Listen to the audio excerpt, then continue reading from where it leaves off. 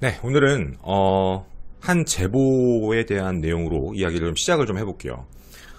저희 방송을 보시는 이제 외국에 거주하시는 분들이 많으신데, 그분들이 그 지역에서 사건이 터지면은 저희에게 이제 제보를 해주세요. 오늘 이것도 이제 미국에 거주 중이신 닉네임 양파조라고 하시더라고요. 양파조님께서 저에게 보내주셔서 저희가 확인해보고 오늘 이 이야기를 좀 드려보려고 하는데, 최근에 미국 그 멤피스 테네시 주죠. 거기서 발생한 재벌 3세입니다. 재벌 3세 한 여성이 사망한 사건이 발생을 하게 됐는데, 지금 미국은 난리예요.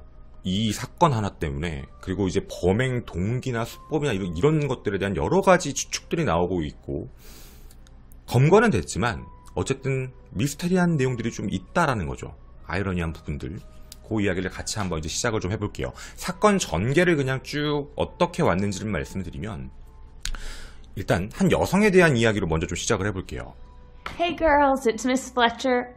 So before we go, I wanted to remind you of something that we do at St. Mary's that's so special and that I miss a lot. So I want to see if you can join in with me. We're going to sing This Little Light of Mine. Okay? Ready? This little light of mine, I'm gonna let it shine. This little light of mine. 지금 이 사진에 계신 이분은요, 두 아이의 엄마이자 아내인 나이 34살 엘리자 플래처라는 여성인데 유치원 교사세요. 그래서 앞서 보셨던 그 영상도 자기 유치원 아이들이 지금 전염병이 돌아서 이제 나오지 못하니까 곧 보자, 만나자라고 얘기하면서 본인이 직접 찍어서 이제 유튜브에 올렸던 영상인데, 이제 사실 더 이상 아이들은 선생님을 볼 수 없는 상황이 된 거죠. 이분이 갑자기 사라지게 돼요. 바로 얼마 전 9월 2일 새벽 4시쯤에 사라져버려요. 근데 이분은 원래 평상시에 하던 걸 똑같이 하고 있었을 뿐이었어요. 아침마다 조깅을 하는 게 항상 일과였는데, 그날도 그냥 평상시와 똑같이 그냥 조깅을 하고 계셨던 거였죠. 근데 한 가지만 달랐어요. 집에 돌아오질 않는 거예요. 뭔가 아침까지 기다렸다가 느낌이 좀 이상했던 이제 남편이 당일 오전에 바로 경찰에 실종 신고를 하게 돼요. 사람이 돌아오지 않는다, 와야 되는데. 저희가 이거를 어떻게 하면 좀 자세히 알 수 있을까 해서 한 가지를 입수를 좀 했습니다. 지금 여러분이 보시는 이 자료가 실제 이 사건의 진술서예요. 사건 기록이거든요. 이 사건 내용을 좀 살펴보게 되면, 첫 번째, 실종신고 접수된 건 남편이 맞다 라고 적혀 있어요. 그 남편이 아침 조깅을 떠났던 아내가 돌아오지 않고 있다 라는 이야기. 그리고 이건 CCTV에서도 정확하게 포착이 돼요. 그런데 실종신고를 하게 된 계기가 사실 하나 더 있더라고요. 돌아오지 않아서만 있던 게 아니라 하나, 너무 이상했던 거예요. 안 오니까. 그래서 전화를 해본 거죠. 했더니 모르는 사람이 전화를 받아요. 이거 그냥 여기 떨어져 있었는데? 라고 해서 이거를 이제 가까운 친척에게 그걸 전해줬고, 그게 이제 경찰로 들어오면서 경찰들은 좀 무언가 이상하다라고 판단해요. 핸드폰만 잃어버릴 수도 있는데 그 옆에 물병, 그러니까 조깅하는 사람이 들고 있는 그 텀블러 있죠. 그것도 같이 발견이 된 거예요. 그러면 지금 조깅하는 사람이 갑자기 물병도 없고 핸드폰도 없는 상태에서 사라져버렸다라는 건 사고를 당했을 수도 있지만, 만약 사고라면 주변에 신고가 들어왔거나 뭐 아니면 흔적이나 뭐 이런 것들이 나와야 되는 게, 그런 정보가 아예 없다라는 문제. 그래서 이건 좀 강력 사건일 확률이 높다라고 판단하죠. 그 다음 경찰이 했던 행동은 CCTV입니다. 아까 보셨던 이 조깅하는 장면을 포착을 하게 됐는데, 거기서 이상한 차량을 한 대를 보게 돼요.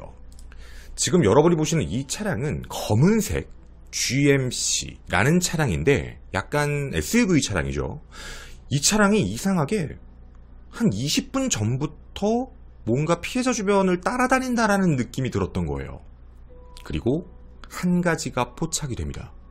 이 SUV 차량에서 한 남자가 내려요. 그리고 조깅을 하고 있던 플래처를 갑자기 잡더니 조수석에다 집어넣는 장면이 나와요. 그리고 그 차량이 한 4분에서 5분 정도 막 미친 듯이 흔들려요. 그리고 5분 뒤에는 잠잠해지고, 그리고 그 차량을 타고 사라져요. 그리고 이 진술서 이제 기록을 살펴보면 경찰은 또 한 가지를 이제 포착을 하게 돼요. 납치했던 현장에 가봤는데 거기에 한 샌들 한 켤레가 발견된 거예요. 신발이죠. 샌들이 발견이 됐는데 이 샌들을 분석을 해보니까 DNA가 하나 검출된 거예요. 근데 이 DNA는 우리가 생각하기에 이게 혹시 피해자 건가? 아니요. 피해자는 조깅하고 있었잖아요. 범인일 걸 확률이 높잖아요. 그걸 확인해봤더니 이 새끼 전과에 있는 애예요. 데이터베이스에 이름이 딱 올라오는 애. 근데 물론 이 신발만 놓고 무조건 그 사람이 범인이다라고 판단할 수는 없잖아요. 그래서 경찰은 더 조심스럽게 한 가지를 확인해보기 시작해요. 다른 증거들을 찾아야죠. 일단 전과가 있었던 기록이었던 남자는 나이 38살입니다. 바로 이 남자. 이름은 클레오사 앱스턴이라고 부르는 애인데 이 앱스턴이 딱 그 DNA랑 일치하는 사람으로 나오게 된 거죠. 그리고 경찰이 의심을 했던 또 이유가 있었어요. 플래처가 실종되기 그러니까 전날이죠. 전날 이 앱스턴에 대한 그 행적 조사를 시작을 했는데 CCTV에서 이상한 걸 하나 포착하게 돼요. 얘가 한 극장에서 나오는 모습이었는데 거기에 신발이 그 신발이에요. 샌들이 같은 거예요. 그 챔피언이라는 데서 나온 그 뭐 슬라이드 샌들인데 그게 얘가 신고 나오는 게 전날 포착됐고 그게 사건 현장에 있었던 거죠. 근데 물론 이거라고 범인이라고 특정하면 안 되니까 그 다음 중요한 건 차량에 대한 문제였어요. 혹시 앱스턴 소유로 그 검은색 GMC 차량이 과연 있을까라는 건데 조회해보니까 이 새끼가 차가 없는 거예요. 그럼 뭐지? 이게 아닌가? 그냥 우연인가? 라는 생각을 할 때쯤이었는데 한 가지 사실을 또 알게 되죠. 얘가 자기가 등록한 거주지에서 살지 않아요. 한 여성과 같이 살았던 걸로 확인이 되는데 그 여성의 집에서 그 여성의 이름으로 등록된 차량이 검은색 GMC 차량이에요. 그리고 또 하나를 알게 되죠. 얘가 실제로 일을 하고 있었던 그 회사 사장한테 가서 물어봐요. 평상시에 앱스턴이 뭘 타고 오냐? 검은색 GMC 차량이다. 라고 얘기해 준 거죠. 그리고 한 가지를 마지막이죠. 이것도 포착해야 돼요. 걔가 그날 거기 있었는지를 알아야 되니까. 고용주한테 그러면 걔 전화번호 좀 알려줘. 그래서 전화번호를 겟하죠. 그 전화번호를 가지고 위치 추적을 해보니까 실제 납치 당시에 위치가 이 근처로 포착이 돼요. 차를 타고 주변을 돌아다녔다는 얘가 맞는 거예요. 그리고 경찰이 한 가지도 포착을 하게 돼요. CCTV에서 차량의 두 가지 특징을 알게 되거든요. 하나는 뒷대루등이라고 하죠. 그 대루등이라고 하는 표현이 맞는지는 모르겠는데 브레이크 밟은 뒤에 이렇게 불 들어오잖아요. 거기 하나가 깨져 있었어요. 그런 특징이 하나 보였고 두 번째도 번호판 식별을 해봤는데 번호판이 모든 게 나오는 건 아니에요. 깨진 글자도 있고 그리고 이제 좀 잘 보이는 글자도 있고 그래서 경찰이 뭘 해봤냐면 보이는 명확한 글자랑 깨진 글자들 있지. 그 깨진 글자에다가 랜덤으로 모든 숫자 조합을 했을 때 나오는 검은색 GMC 차량인지 체크를 해봤는데 단 한 대만 나온 거예요.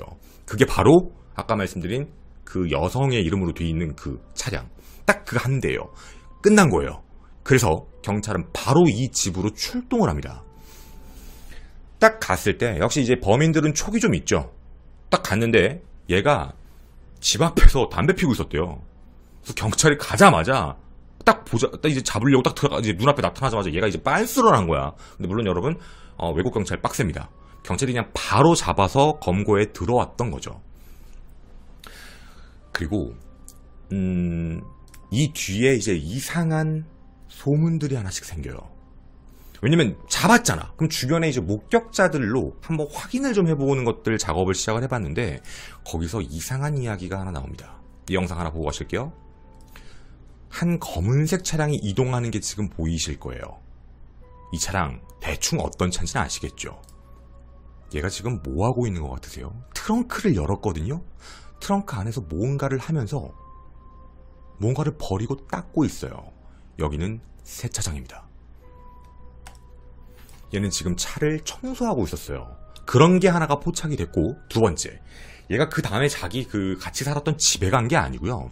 자기 형네, 마리오라는 형네 집으로 가요. 근데 형도 뭐라고 진술했냐면 얘가 집에 오더니 막 차량 내부 닦고 옷도 막 벅벅벅 그 세면대에서 닦고 있던데? 라는 이야기도 해요. 그러니까 모든 게 의심이 가고 있는 상황이었죠. 그래서 일단은 경찰은 한 가지 혐의로 걔를 검거합니다. 바로 납치였죠.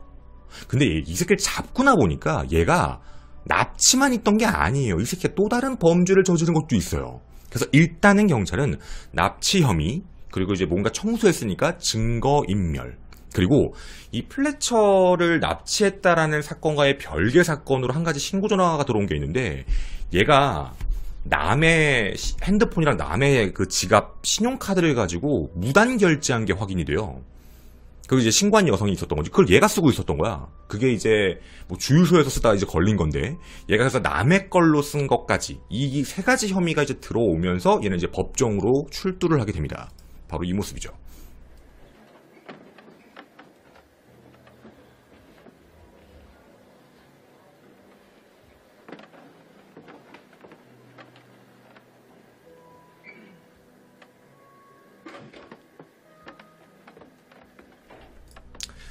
이 법정에 갔을 때요, 여기 이제 플래처 가족들도 왔었어요. 친척들 5명이 와가지고 이제 얘가 뭐라고 얘기해야 되는지 봐야 되니까, 도대체 어딨냐라고 얘기하고 싶고 얼마나 답답하겠어요. 어디다 뒀냐, 어디 살아있는 거냐, 이런 게 되게 궁금했을 텐데, 너무 이제 가족들의 감정이 격하니까 일단 재판장이 이런 얘기를 하더라고요.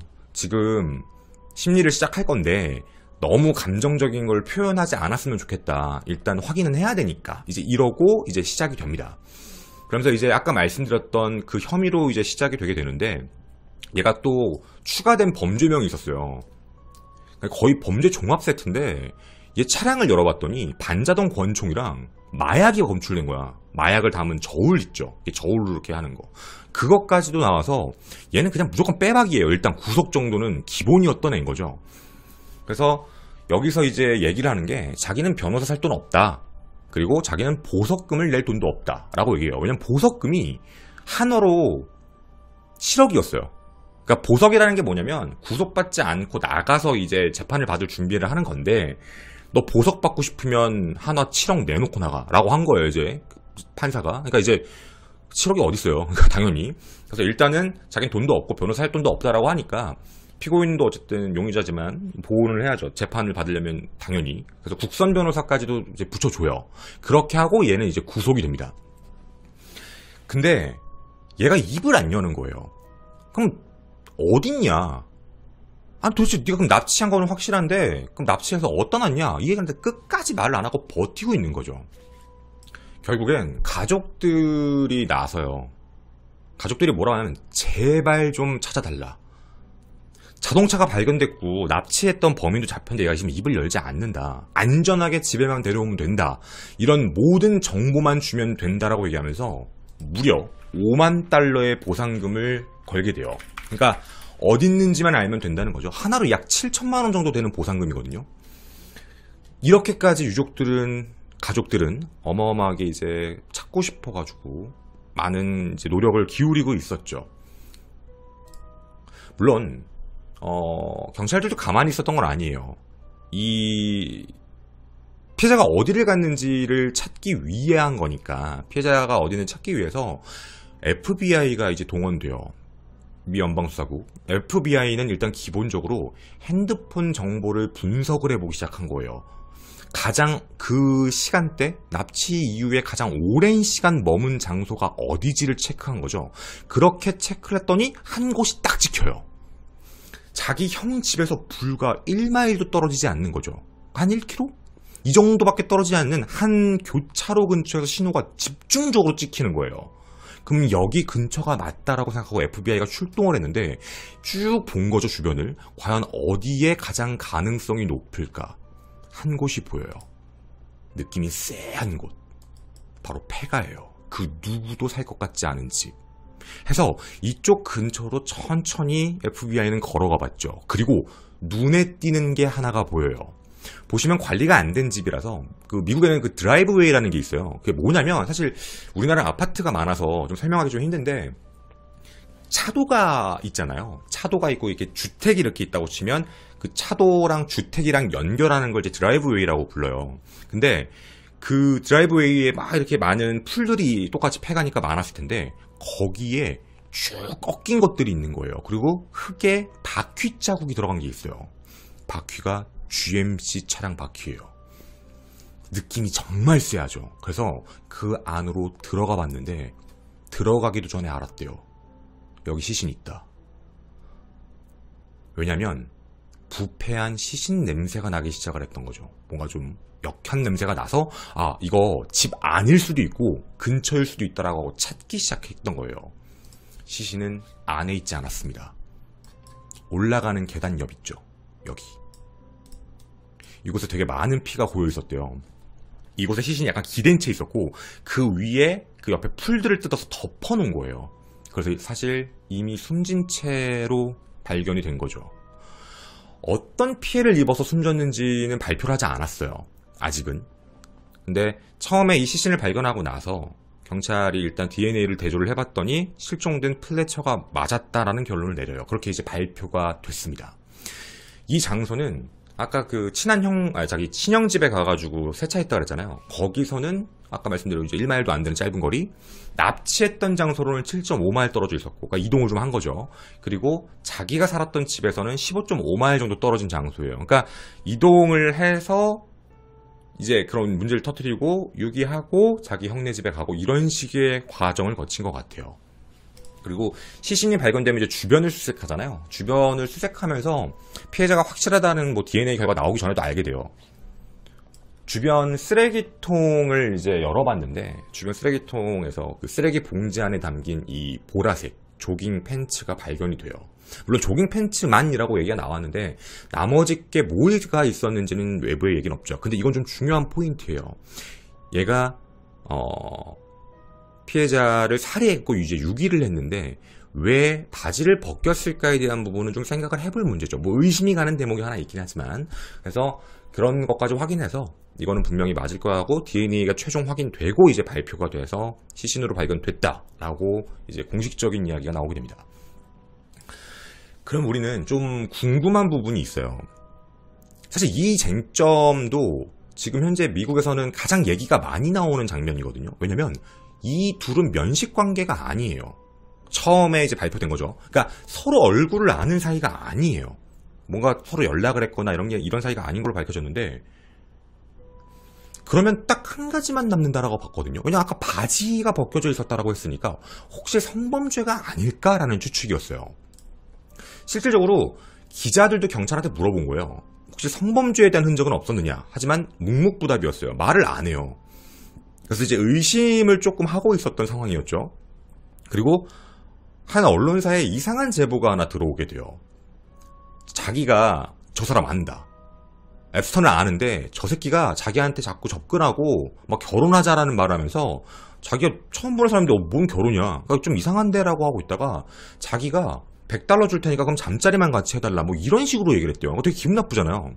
그리고 얘가 평상시 때 하고 다니는 행동이 뭐냐면 트럭에 그 GMC 트럭에 차 안에 이렇게 앉아가지고 그 지나가는 여자들을 계속 보고 있대요. 그래서 약간 주변 사람들 특히 여성들 사이에서는 얘가 변태로 알려져 있대. 좀 이상한 애라고. 해서 혹시 이거 성범죄와 관련된 부분이 아니냐라는 가설이 일단 첫 번째로 대두가 돼요. 아직은 얘기가 안 나온 거니까. 근데 두 번째 얘기가 하나 있어요. 이 두 번째 얘기는 좀 외국에서 나오다가 지금 조금 뭐 그냥 하나의 가설인데 좀 신빙성이 높지 않은 가설로 현재는 좀 포진해 있는데 바로 남편이에요. 이거 범인 남편이다. 그러니까 뭐냐면 남편이 이제 앱스턴을 시켜서 이거 청부살인한 거다 라는 이야기가 나오거든요. 이게 왜 그러냐면 이유가 조금 있어요. 피해자 플래처가 평범한 사람이 절대 아니에요. 플래처는 그 조제프 오르길 3세라는 그 오르길이라는 회사거든요. 진짜 큰 회사예요. 테네시주에 본사가 있는데 이 회사가 연매출이 하나로 따지면 연매출입니다. 하나로 따지면 약 4조 1,400억 정도 돼요. 진짜 어마어마한 돈을 벌어들이는 회사잖아요. 근데 이 회사의 상속녀예요. 그리고 실제 상속을 받았어요. 왜냐면 조제프 오르길이 2018년에 80세로 사망을 했거든요. 그러면서 뭐 상속 금액에 대한 얘기는 좀 여러 가지가 좀 나오는데 어마어마한 재산을 상속받게 돼요. 그래서 실질적으로 누가 보더라도 진짜 뭐 거의 극단적으로 얘기하지만 어마어마한 재벌이에요. 이런 사람인데 사람들 사이에서 이제 이런 얘기가 나오는 거죠. 만약 이 사람이 사망하면 그 다음에 누가 가장 큰 이득을 볼까? 지금 이거예요. 왜냐면 사망하면 첫 번째 상속인은 남편이니까 해서 남편이 상속을 받기 위해서 이제 이런 행동을 한 게 아니냐라는 추측들이 나오기 시작을 한 거예요. 근데 물론 여기에 대한 부분은 정황이 정확하진 않아요. 그냥 사람들 늘 나와요. 이게 왜 그런 얘기가 좀 되고 되냐면 우리도 그동안 외국 사건들을 좀 많이 했는데 실제로 배우자가 범인이었던 사건들이 꽤 있었어. 이제 그러다 보니까 이것도 의심을 하는 거예요. 혹시 배우자 아니냐, 이상하다, 약간 이런 쪽에 대한 생각이 가고 있는 건데 현재까지는 뭐 그거에 대한 마땅한 근거라던가 상황에 대한 부분들이 아직은 안 나온 것 같아요. 뭐 나중에 나타날 수도 있고요. 그리고 세 번째 설인데 이 세 번째 설은 좀 사람들 사이에서 신빙성이 좀 있다라는 얘기로 나오고 있어요. 이유는 이 사람 때문이에요. 이분은 제니퍼라는 여성인데 이분은 전직 FBI 수사관 출신입니다. 이 사람이 방송에 나와서 충격적인 얘기를 하나 하게 돼요. 면식 관계가 아닌 줄 알았는데 범인하고 용의자, 범인하고 플래처하고 접점이 있대요. 그러니까 알 수도 있다는 거야. 그래서 이게 솔직히 무슨 소리야? 그럼 둘이 안다는 건 면식 관계여서 뭔가 뭐 알아가지고 죽였다라는 얘기가 되는 건데 그게 아니라 플래처는 아까 말씀드린 대로 어마어마한 집안이잖아요. 플래처가 지금 이렇게 되고 나서 아까 그 5명 이제 가족들이라고 했던 거 보셨던 분 있죠? 그 중에 한 명 삼촌이 대형 로펌 변호사예요. 어마어마한 변호사인데 그 변호사랑 같이 일을 했던 한 남자 이야기예요. 그 남자가 바로 이 남자입니다. 이 남자는 지금으로부터 22년 전에 죽을 뻔한 사람이에요. 납치를 당했어요. 갑자기 어떤 어린 2명이 오더니 머리에다 총을 대고 트렁크에 태우고 어딘가로 간 거야. 근데 자기가 이들을 쓰면 죽을 것 같아서 주유소에 잠깐 정차했을 때 필사적으로 도망쳐서 살아남았어요. 그리고 그때 신고를 했죠. 내가 지금 납치당했고 어떤 애가 그렇게 했다 라고 해서 그때 잡힌 애입니다. 자, 이걸 정리해서 말씀드리면 앱스턴이 약 22년 전에 사고를 한번 쳤는데 그 사고 때 납치했던 피해자가 플래처의 그 같은 법률에 있었던 사람이다라는 사실이 밝혀진 거예요. 그래서 혹시 이거 일부러 계획적으로 자기 신고했고 했으니까 계획적으로 한 거 아니냐라는 건데 왜냐면 이때 당시에 이 혐의로요 징역 22년형을 선고받아요. 얘가. 그래서 원래는 얘가 못 나와야 되는 게 맞는데 가석방을 받아서 얘가 2020년 11월 달에 출소를 했어요. 그리고 얼마 뒤인 지금 이번에 이 사건이 발생이 된 거죠. 그래서 혹시 지금 이것 때문에 그런 거 아니냐라는 건데 얘가 전과가 진짜 빡세요. 여러분 아까 제가 나이 얘기한 거 들으셨어요? 얘가 지금 검거됐을 때 앱스턴이 지금 38세거든요? 그럼 지금으로부터 22년 전이면 얘 몇 살이에요? 이상하죠 나이가. 이러면 10대로 넘어가잖아. 나이가 그렇게 어리다고? 뭐 이런 생각이 드실 거예요. 얘는 뭐냐면 그러니까 10대 때부터 진짜 별의별 미친 짓을 다 저지르고 다녀요. 얘가 11살 때도 재판을 받은 기록이 있는데 그 재산, 그러니까 남의 재산 훔친 거지. 그러니까 절도 혐의로도 한번 들어간 적이 있었고 1995년 10월부터 2000년 사건이 발생할 때까지 16번이나 얘는 이제 그 왔다 갔다 하게 돼요. 그러니까 소년 재판을 계속 받은 거예요. 근데 그 안에 내용들을 살펴보면 얘가 LMG라는 그 갱단의 일원으로 활동했다라는 기록이 나와요. 근데 얘가 이제 그렇게 16차례나 왔다 갔다 하다가 어렸을 때부터 사고를 겁나 치고 얘가 싹수가 노란 새끼예요. 계속 이러고 사고를 치고 있는데 엄마가 계속 이제 자꾸 이제 합의하고 도와달라고 하고 무릎 꿇고 얘기하고 막 이러다 보니까 얘가 풀려난 거지. 근데 이 새끼가 풀려나자마자 그 뒤에 2000년 그때 2주 만에 아까 말씀드린 변호사 납치 사건을 일으킨 거예요. 그래서 이제 그거랑 엮이면서 범죄가 이제 22년형이 선고나고 난리가 났죠. 근데 여기서 끝나지가 않아. 얘가 이때 당시에 저질렀던 범죄 중에 하나가 성범죄도 있어요. 그러니까 강간이죠. 강간 혐의가 하나 있는데 이 강간 혐의도 나도 기사를 다시 봤었어. 내가 잘못 본 줄 알고. 얘가 10대 때 남자를 강간해요. 그러니까 남자 강간 혐의까지도 들어가 있고 해서 이런 복잡한 게 다 엮이면서 그러니까 얘는 거의 전과 자체만 보면 절도, 강간, 납치, 뭐 마약 이런 거 있죠. 진짜 어마어마해요. 그래서 그리고 아까 뭐 여자들한테 막 변태라는 소리도 듣고 이게 얘는 진짜 정상적인 애가 아니거든요. 이런 상태로 이제 옛날에 있었던 것 이런 것들까지 다 확인되면서 얘는 진짜 범죄 종합 세트예요, 말 그대로. 그래서 이 모든 사실까지 지금 이제 알려지기 시작을 했던 거예요. 그래서 현재는 범행을 왜 했는지, 어떤 방식으로 했는지는 알려지지 않은 상태이지만 범인으로서는 뭐 거의 확실한 상황이니까 정황 증거들만 살펴보면. 그래서 이제 재판에 넘어가게 돼서 좀 있으면 이제 재판을 받게 될 텐데, 현재는 예상을 이렇게 하고 있어요. 현재 혐의는 이제 1급 살인도 들어갔고 계획 살인도 들어갔어요. 그 계획 살인이 들어간 게 좀 신기한 거야. 그리고 납치 혐의도 다 이제 돼서 이제 기소가 될 이제 그런 상태인데, 얘가 범죄 종합 세트라고 했잖아요. 얘 아마 못 나올 거예요. 테네시주가 사형제도가 있어요. 그리고 테네시주는 실제로 사형 선고 받으면 집행을 해요. 그래서 지금 현재 언론에서는 이거 다 유죄 판결 받으면 1급 살인, 계획 살인, 계획 납치, 뭐 납치까지 이렇게 다 들어가면 얘는 100% 사형이에요. 얘는 절대 나올 수 없어요.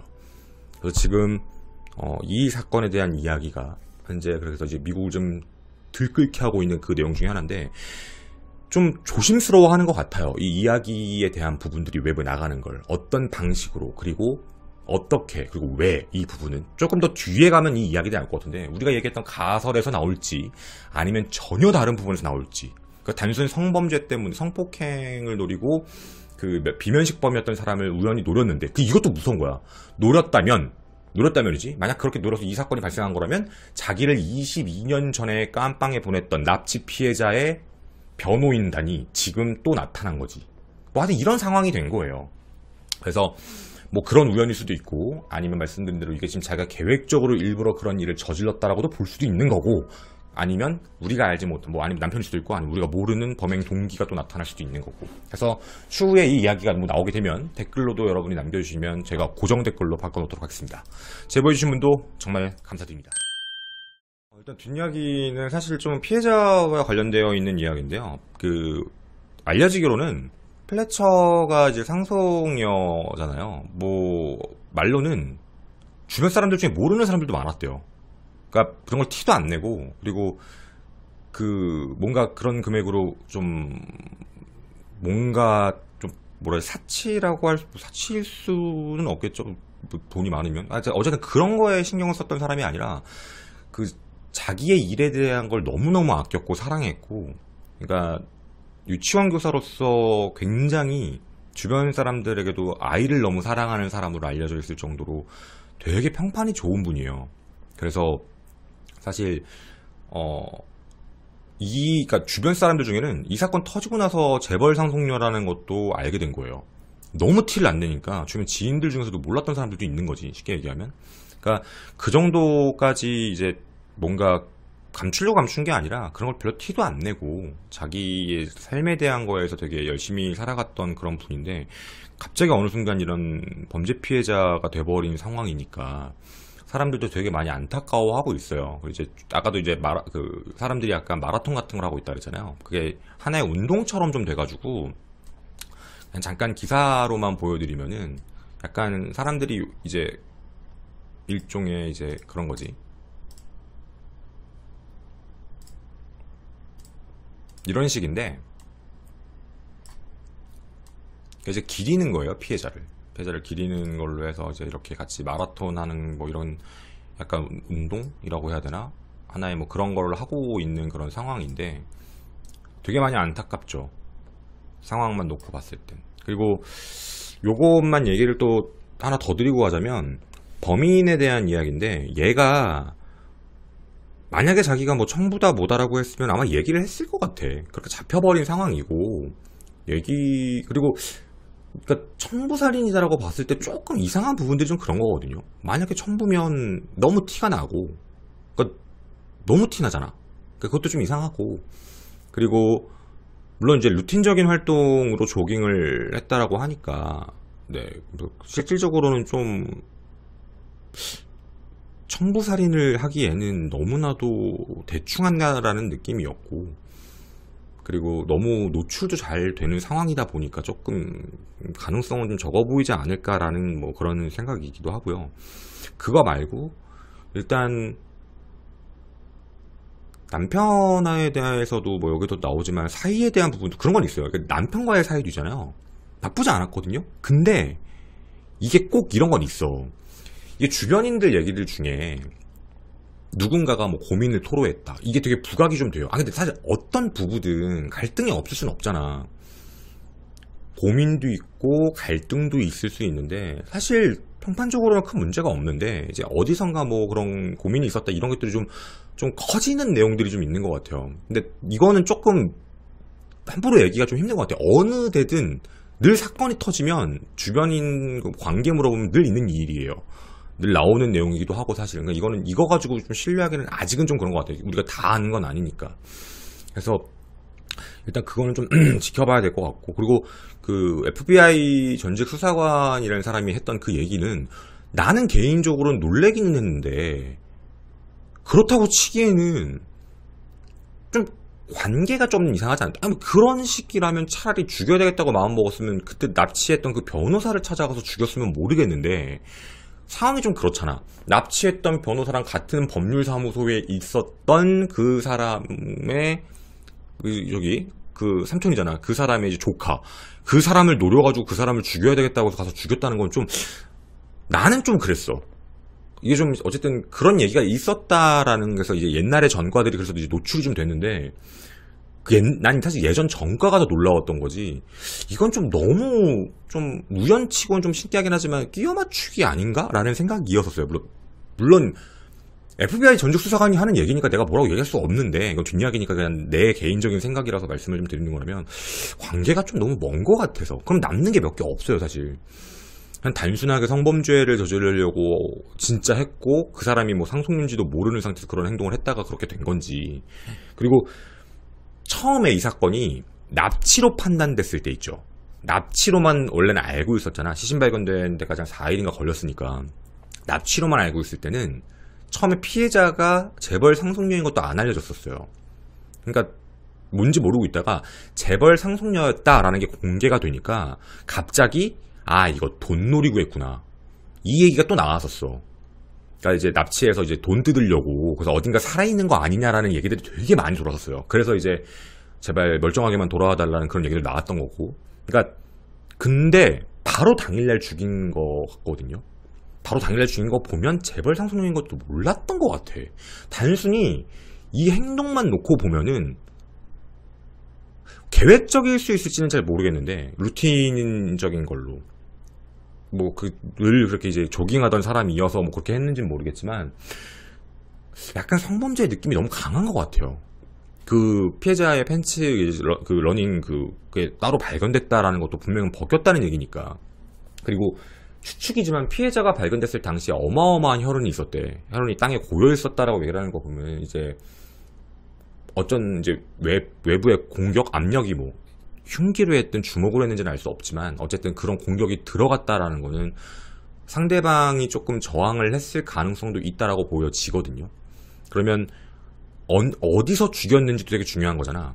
상황적으로 놓고 보면은 얘가 청소한 게 실내랑 트렁크인 걸 보면 피해자를 트렁크에 넣었을 가능성이 있고 처음에 차 안에서 한 4, 5분 정도 막 이러고 차가 흔들리다가 쭉 갔다는 거 보면 거기서는 기절 같은 행동일 수도 있고 기절 같은 행동 뭐 이런 걸 수도 있고 근데 그 뒤에 어떤 행동을 하다가 그 행동에서 이제 차량 내부에도 묻은 게 있었을 거고 그걸 치우려고 노력했고 자기 옷도 빨려고 한 것 같고 그 다음에 시신을 유기했다라는 걸 보면은 좀 얘가 그동안 있었던 행동 그리고 그 과거의 전과를 보면 저 개인적인 추측으로는 그러니까 좀 이상 성애자가 좀 성도착증이죠. 그러니까 약간 이상 성애자가 아니었을까라는 그냥 추측이에요.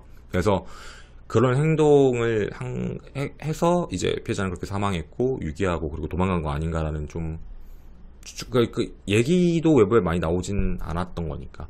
그래서 돈 목적으로 만약에 재벌 상속녀를 납치했다라고 한다면 이렇게는 안 하겠죠. 살려놓고 위협을 하던가 아니면 그 외에 뭐 한 번씩 오펜스를 가한다든가가 좀 더 잘 어울릴 것 같긴 한데 물론 이건 우리들끼리의 생각이라서 뭐 어떻게 그러니까 우리가 보는 보편적인 납치와 이런 우리들만의 문화로서, 왜냐면 이제 각 사건들은 이건 해외에서 발생된 거라 우리가 문화 차이가 있기 때문에 거기선 다르게 생각할 수도 있지만 어쨌든 우리가 봤을 때는 좀 그런 느낌이지 않을까라는 조심스러운 생각입니다. 그래서 좀 발표를 조금 꺼리는 부분들도 있는 것 같고 얘기 자체를 좀 조심스러워하는 것 같아요. 그래서 그런 거 아닐까라는 짧은 의견입니다. 감사합니다.